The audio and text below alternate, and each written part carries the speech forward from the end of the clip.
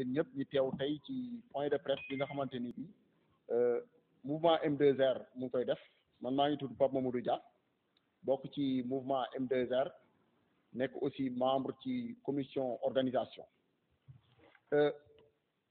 ñu ngi génn ci tabaski bi barki démb ñu ngi ñaanal ñëpp yàlla dimbale ñu fekkee ko at yu bari yàlla mën na ko yàlla def yàlla aussi tuur xéwal ci biir département bu Guinguinéo mais aussi tuur ko ci biir Sénégal yëpp kattanal kilifa yi nekk fii yëpp ba liggéey bi ñu sumb yëpp yàlla eggale ko ak jàmm boo gisee nag ñu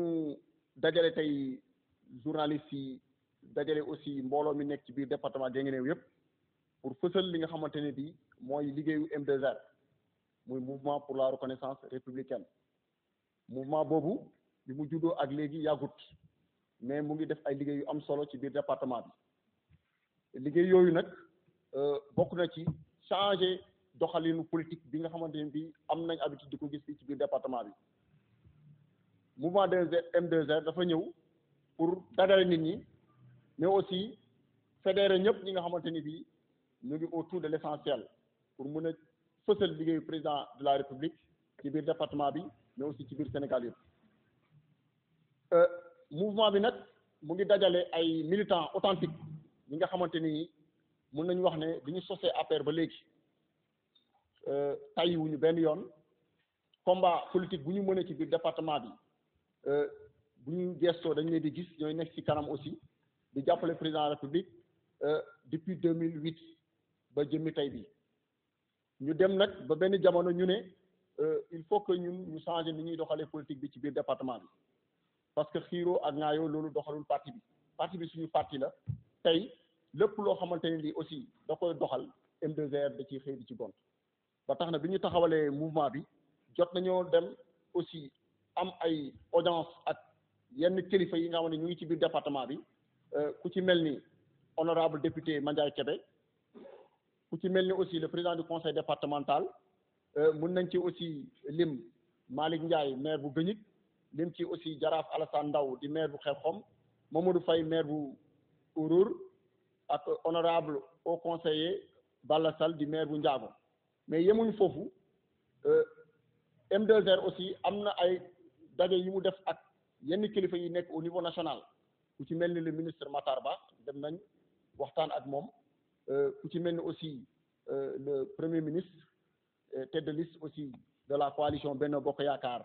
di madame Aminata Touré mais aussi ku ci mel ni Pape Mayel Thiam di administrateur u parti bi pour mën a weccoo ak ñoom échanger ak ñoom li nga xamante ni moo tax M2R jóg mooy fexe ba département bi APR nekk fi parti unique mais nekk aussi parti boo xamante ni bi élection bu ñu dem dañ koy jël jot nañu aussi réaliser ak yeneen activité yu mel ni ay réunion périodique yooyu yëpp pour fédérer lépp loo xamante ne lii day gàkkal parti bi mais aussi lépp loo xamante ni day tax aussi parti bi nit ñi gën a mën a ànd gën a mën a liggéey M2R mu ngi ci xar tànk UBM di ci dem guddeeg bëccëg ñu taxaw nag tem aussi vraiment pour ànd ak ki nga xamante ne kii moom le président de la république tànn pour département Guinguinéo ñu jàpp ne tey président de la république moom mooy suñu kilifa ci politique te moom lañ gëm M2R président Macky Sall la gëm lépp lu mu wax suba ba ngoon ci la ñuy dem lépp lu mu bëgg aussi dañ ci dem ànd ak moom ci loolu bi mu tànnee aussi l'honorable député Mandiaye Kébé ñu fas yéene ànd ak moom wàcc ci terrain bi dugg ci commune yi benn par benn dugg ci kër yi fexe battre campagne ba président Macky Sall am fi ndam ci biir département Guinguinéo bi mais aussi participer ci aussi taux de participation au niveau national loolu moom mooy li nga xamante ni moom la M2R fas yéene def mais aussi fësal liggéey bi nga xamante ni président de la République def na ko fi département Guinguinéo desul si ginnaaw ci projet yi nga xam ne président de la République mu ngi koy naal ci réew mi yëpp mën naa cee lim li ci mel ni xëyu ndaw ñi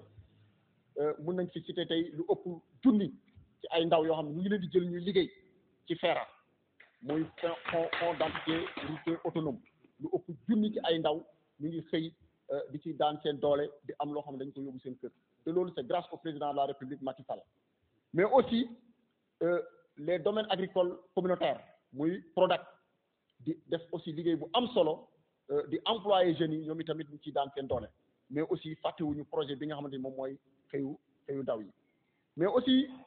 ci liggéeyu président de la République dañ ko ciy sant parce que tabax na fi ay yoon ci biir département bi piste yu bari ay kilomètres ak i kilomètres mënuñ ko sax lim ay kilomètres piste tabax na ko fi pas récemment rek aussi ndimbal bi nga xamante ni bi mu ngi koy jagleel la couche vulnérable mooy ñi nga xamante ni tey seen loxo jotul ginnaaw président de la République jagleel leen kenn ku nekk fukki junni ak juróom-benn mu dugale la ko nga mun koo jëfandikoo sa njaboot mun cee jàppale sa njaboot mais aussi tabax na fi aussi benn centre bu ñuy wax Sénégal service boobu tamit